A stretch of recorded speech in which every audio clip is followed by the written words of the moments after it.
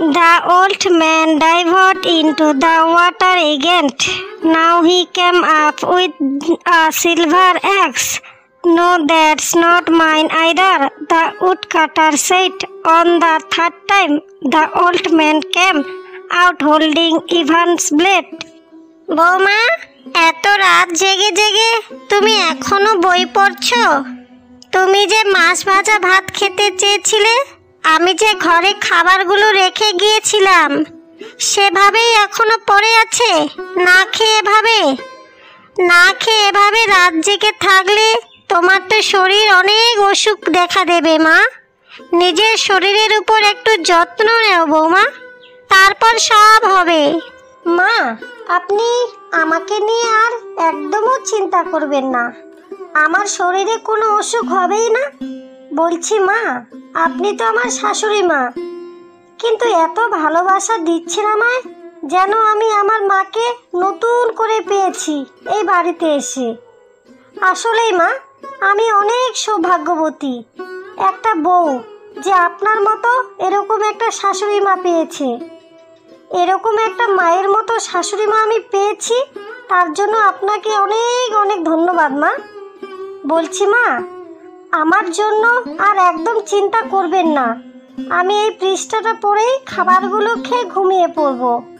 তোমায় নিয়ে তো আমার চিন্তা বৌমা, আমার নিজের কোনো মেয়ে নেই, তোমায় যে আমার ছেলের থেকেও বেশি ভালোবাসি রে মা।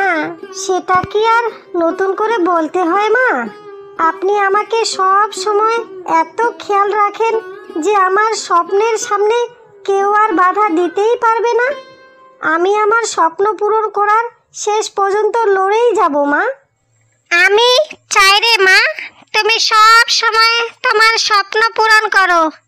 আমি একসময় নিজেকে নিয়ে অনেক স্বপ্ন দেখতাম, কিন্তু হঠাৎ করে বিয়ে হয়ে যাবার পর আমার শাশুড়ি মা আমাকে আমার স্বপ্ন পূরণ করতেই দেয়নি। সেদিনেই আমি নিজেকে নিজের কাছে প্রতিজ্ঞা করেছি রে মা, যে জীবনে যদি আমার কোনো ছেলে হয়, আমার ছেলের বউকে যা যা স্বপ্ন আছে সব আমি পূরণ করব। মা, যেটা আপনার দ্বারা কখনো হয়নি সেটা আমি নিজেই আপনাকে করে দেখাবো মা। আপনার স্বপ্ন আমি পূরণ করব। মা, বলছি এখন ঘুমিয়ে পড়ুন, আর এখানে সময় নষ্ট করে দাঁড়িয়ে থাকবেন না, না হলে যে আপনার শরীরটা অনেক খারাপ হয়ে যাবে। ঠিক আছে বৌমা, তাহলে তুমি এখানে এখন পড়াশোনা করো, আর আমি গিয়ে ঘুমিয়ে পড়ছি।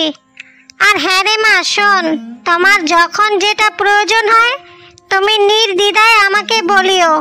আমি তোমার শাশুড়ি নই, আমি তোমার মা, বুঝেছো? নিজের মা।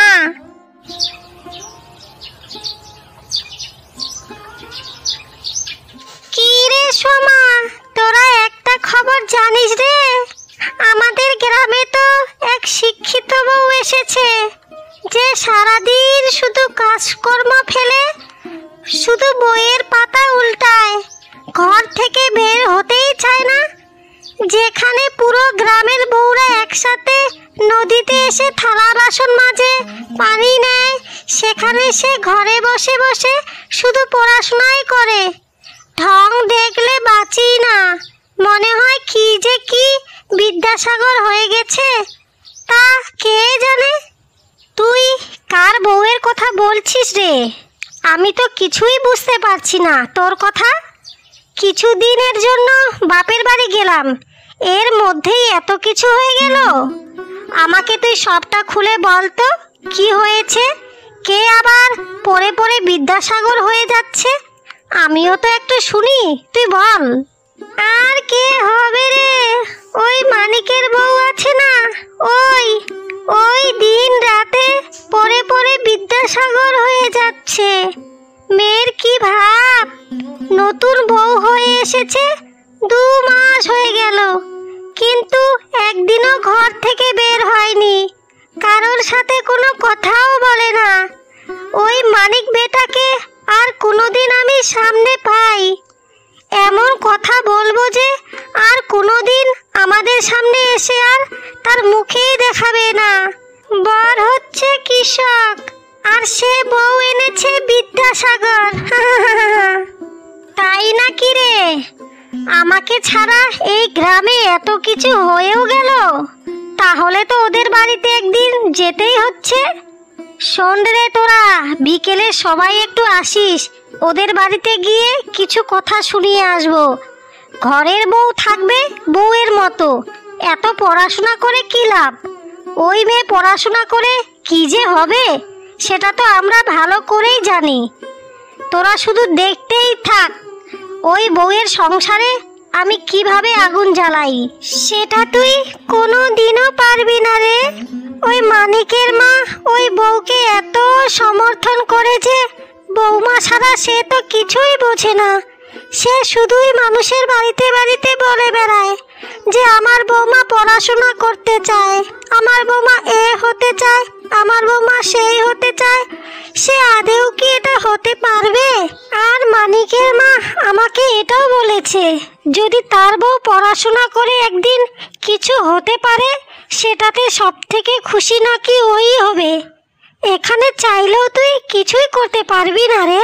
সংসারে আগুন লাগাতে পারি বা নাই পারি, ওকে তো কয়েকটা কটু কথা শুনিয়ে আসতে পারবো, এটাতেই আমার মনের শান্তি। শোন তোরা, বিকেলে দুজনে আবার আমার সাথে দেখা করিস। ওই মানিকের বাড়িতে 3 জন মিলেই আমরা যাব। ঠিক আছে রে, ঠিক আছে। তাহলে আমরা এখন বাড়িতে যাই। বাড়িতে গিয়ে আবার রান্না বসাতে হবে, বাসন মাজতে হবে, ঝাড়ু দিতে হবে। কত কাজ পড়ে আছে।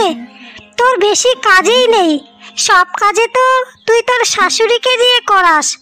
তোর মতো ভাগ্যবতী মেয়ে আর এই গ্রামে একটিও নেই। এ ভাগ্য কি আর আমাদের দুজনের আছে? তুই হচ্ছিস রাজরানী এই গ্রামের, তাই তো তোকে আমরা সবাই মিলে গুরু মানি।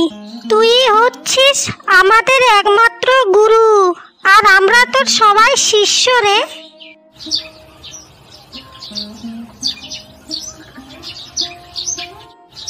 মা, সোমা কোথায়?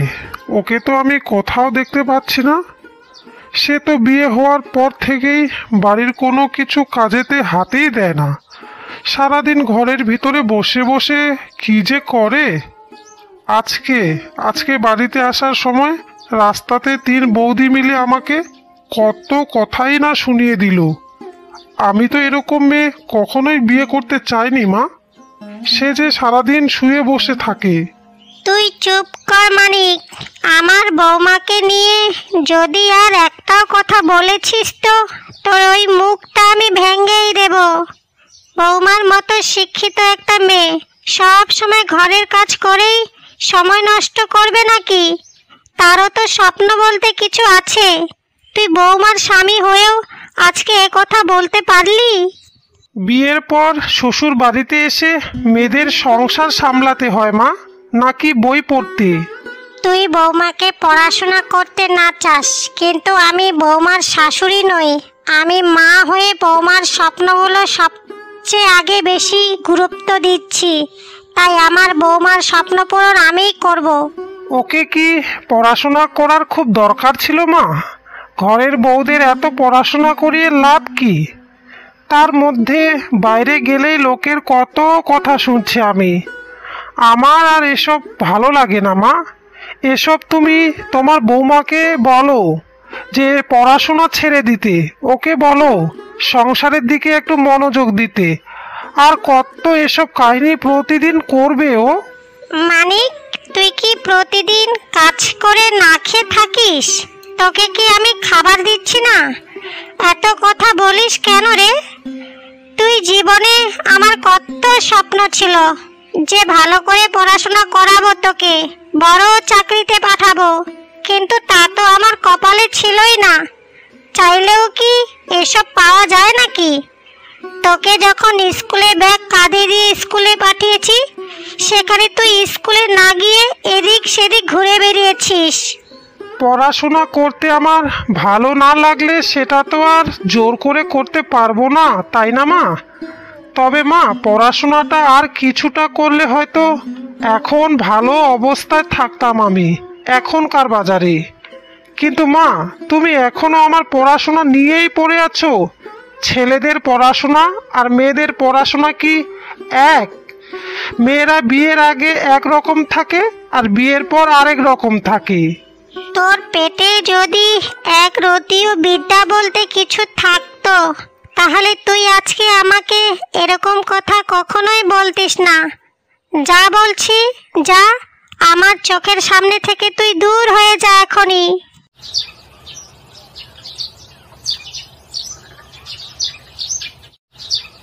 আহারে, মাসিমার কি কষ্ট রে।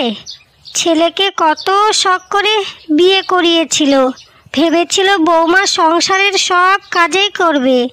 কিন্তু মাসিমা তো তখন জানতো না যে মাসিমা একটা বড় লোকের বউকে বাড়ির বউ হিসাবে বাড়িতে এনেছে। তাই তো আজ বাড়ির সব কাজ মাসিমাকে একা হাতেই করতে হচ্ছে। তোমাকে দেখে আমাদের খুব কষ্ট হয় গো মাসিমা। তা তোমরা এখানে আমার বাড়িতে, তোমরা আবার এখানে কখন এলে? আমি তো তোমাদেরকে দেখতে পাইনি। আর তোমরা এসব আমাকে কি বলছো আমার বৌমার সম্বন্ধে? আমার বৌমা তো ঘরে পড়াশোনা করছে, তাই আমি ঘরের কাজগুলো করছি। এতে সমস্যার কি আছে? বৌমা কাজ করলে সেই কথা, আমি কাজ করলেও ওই একই কথা নাকি? তোমরা তো এসে আর আমার বাড়ির কাজগুলো করে দেবে না, শুধু কথাই বলতে পারবে আর শুধু সংসারের আগুন জ্বালাতেই পারবে। এই দেখ রে তোরা দেখ, মাসিমা তো আমাদের উপর খেপে গেল তার বৌমার কথা বলতেই। তা মাসিমা, বলছি কি, তোমার বৌমা তোমার উপরে এমন কি জাদু করেছে? তুমি বউয়ের কথা বলতেই তুমি একদম তেলে বেগুনে আমাদের উপরে রেগে উঠলে। এখনো সময় আছে মাসিমা, এখনো সময় আছে। তোমার বৌমা তোমাকে দিয়েই বাড়ির সমস্ত কাজ করায়, তবুও তুমি কিছুই করতে পারছো না। ঘরের বউদের এত পড়াশোনা করিয়ে কোনো লাভ নেই, শুধু শুধু সময় নষ্ট আর টাকা নষ্ট। এই যে আপনি আমাদেরকে দেখুন, আমরা ঘরের সমস্ত কাজকর্ম করি, শাশুড়ি মাকে কত আদর যত্নও করি, আর আপনি এখনো সেই রান্না নিয়েই পড়ে আছেন। আপনার তো এখন অনেক বয়সও হয়েছে, এখন তো আপনার শুয়ে বসে খাওয়ার কথা। আমায় শুয়ে বসে খাওয়ার দরকার নেই বাপু। তা তোমরা আমার বাড়িতে কিসের জন্য এসেছো সেটা আগে বলো। আর আমাকে তোমরা এত কথা শোনাচ্ছ কেন একটু শুনি। মানুষের বাড়িতে আগুন না জ্বালালে তোমাদের কি পেটের ভাত হজম হয় না নাকি? আমি তো আমার ঘরের বৌমাকে পড়াশোনা করাবো নাকি বাড়ির কাজকর্ম করাবো সেটা আমার একান্তই ব্যাপার, বুঝলে? আরে চম্পা, চল রে তোরা। মাসিমাকে ভালো কথা বলতে গেলাম, মাসিমা তো আমাদেরই উপরে খেপে গেছে দেখা যায়। চল রে, ঘরে গিয়ে আমরা একটু দেখি তার বিদ্যাসাগর শিক্ষিত বৌমা ঘরে কি করছে। ওখানে দুটো কথা শুনতে পারলেও একটু মনের মধ্যে শান্তি পাবো। দেখ রে তোরা দেখ, একটু দেখ মাসিমার নতুন বউয়ের একই অবস্থা দেখ। মেঝের মধ্যে বসে বসে কত পড়াশোনা করছে। আমার মনে হচ্ছে কি যে বড় বিদ্যাসাগর। আরে দিদি ভাইয়েরা, আপনারা এখানে বসুন বসুন। কখন এলেন আমাদের বাড়িতে? বসুন না দিদি ভাইয়েরা, আপনারা এখানে একটু বসুন। আমি আপনাদের জন্য এখনই চা নাস্তা বানিয়ে আনছি। তোমাদের বাড়িতে আমরা চা নাস্তা খেতে আসিনি, তোমার শিক্ষিত পড়াশোনা দেখতে এসেছি। বাবারে বাবা, যা আমরা ভাবতাম তার থেকেও তো দেখছি বেশি শিক্ষিত তুমি। বলছি, এত পড়াশোনা করে তোমার কি হবে একটু শুনি? বৈজ্ঞানিক হবে নাকি? আমরা তো এ পাড়াতে অনেক বই আছি, এত পড়াশোনার পিছনে সময় না নষ্ট করে আমরা সংসারের সমস্ত কাজ করি। দিদি, আমি পড়াশোনা করছি বৈজ্ঞানিক হবার জন্য নয়। আমি পড়াশোনাটা এই জন্যই করছি যাতে আমি জীবনে মানুষের জন্য কিছু করতে পারি। ভবিষ্যতে। আর সামনে আমার একটা পরীক্ষাও আছে, সেটাই যদি আমি উত্তীর্ণ হতে পারি তাহলেই কিছু একটা আমি করতে পারবো। দিদিরা, আপনারা শুধুই আমার জন্য একটু ঠাকুরের কাছে প্রার্থনা করবেন, আমি যেন সফলভাবে পরীক্ষায় পাশ করতে পারি। বলছি দিদি ভাইয়েরা, আমি আপনাদেরকে কতক্ষণ ধরে বলছি আপনারা এখানে বসুন না। দিদিরা, বসে কথা বলি। প্রার্থনা তো আমরা করবই, সেটা আর নতুন করে তোমায় বলতে হবে না। তবে পড়াশোনা করলেই পড়াশোনার মতোই করো, না হলে যে তোমার শাশুড়ির আর এই সমাজে মান সম্মান বলতে কিছুই থাকবে না। তোমার শাশুড়ি তোমার নামে গ্রামে গ্রামে কত প্রশংসা করে বেড়ায়, তোমাকে নিয়ে কত অহংকারও করে। তুমি পরীক্ষায় অক্ষম হলে যে তোমার শাশুড়ির পুরো নাকটাই কাটা যাবে, সেটাও একটু খেয়াল রেখো, কেমন? আমরা এখন আসি।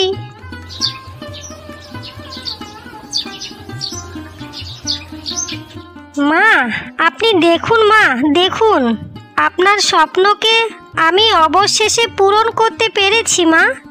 আমি আজ অনেক বড় ডাক্তার হয়ে গেছি। আমার এই সফলতার পিছনে আপনিই শুধু একমাত্র অংশীদার মা। আপনি আমার জন্য সব কিছু করেছেন।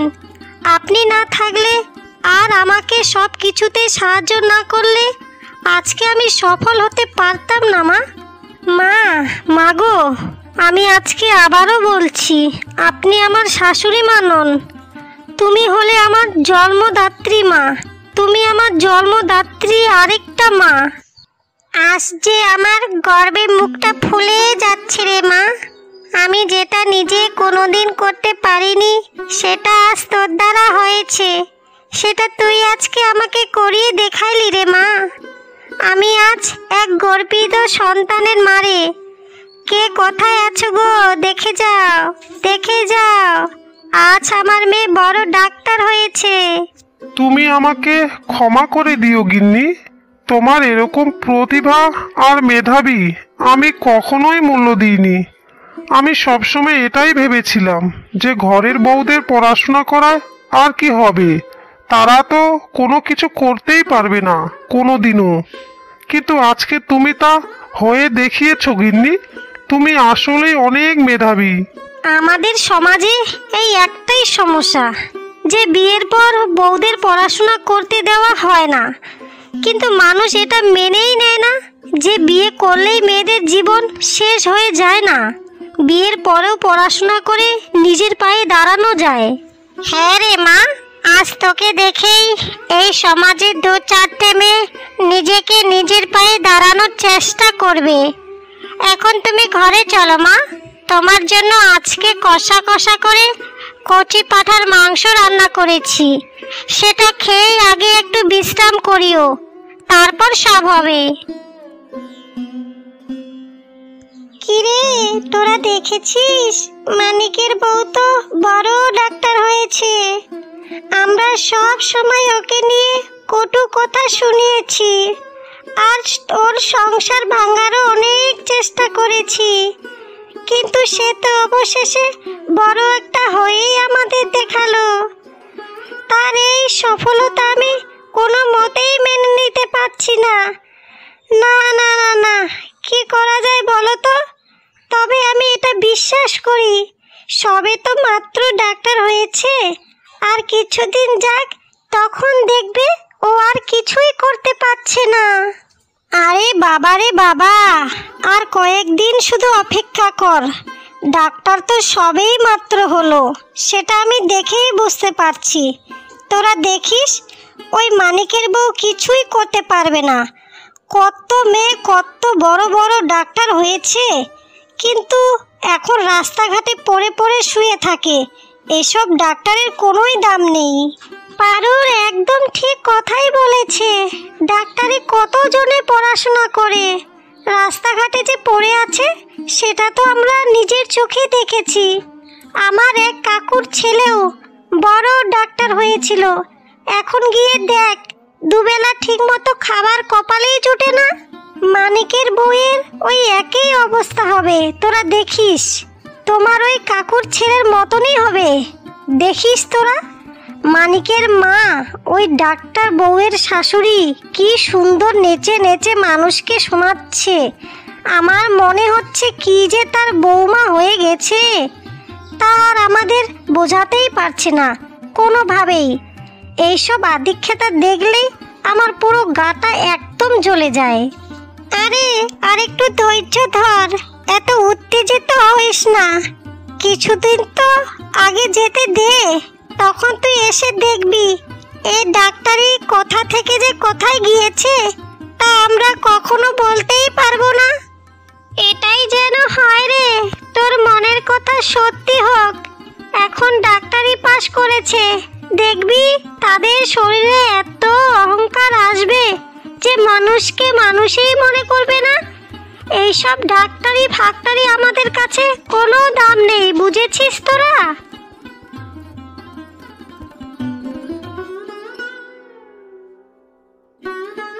মা, আজ আমার নিজের স্বপ্ন একদম সত্যি হয়ে গেল।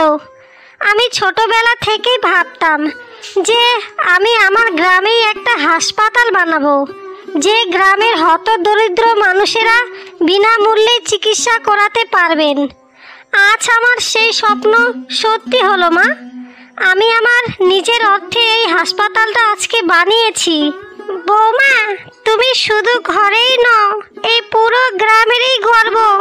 তোমার জন্য এই গ্রামের মানুষের যে কত উপকার হবে তা ভেবেই আজকে আমার চোখে জল চলে এসেছে। তুমি সত্যি ধন্য সন্তান, বুঝলে? গিন্নি, আসলে তোমার কোনো তুলনা হয় না। আমাদের এই গ্রামে কত অসহায় মানুষজন রয়েছে যারা টাকার অভাবে সুচিকিৎসাও পান না। আজকে তুমি একটা খুব ভালো কাজ করিয়ে দেখিয়েছো গিন্নি, খুব ভালো কাজ। আমি জানি গো, আমি সবই জানি। যার জন্যই আমি এই আধুনিক হাসপাতালে সব ধরনের চিকিৎসা এবং অপারেশনের ব্যবস্থাও করেছি। এই হাসপাতালে আমি নিজেই রোগী দেখব, আর আমি নিজের হাতেই চিকিৎসাও করব। আমাদের তুমি ক্ষমা করে দিও বোন। তোমাকে আমরা এত খারাপ খারাপ কথা বলেছি যে, যার জন্য এখন আমরা অনেক লজ্জিত। যেখানে আমরা সব সময় তোমাদের নিয়ে মজা করেছি, হাসাহাসি করেছি, সেখানে তুমি আমাদের কথা ভেবে আজকে আমাদের জন্য কত বড় একটা হাসপাতাল খুলেছো। সত্যি বোন, তোমার কোনো তুলনা হয় না। তোমার মতো এরকম মেয়ে প্রত্যেকটা গ্রামে গ্রামেই প্রয়োজন।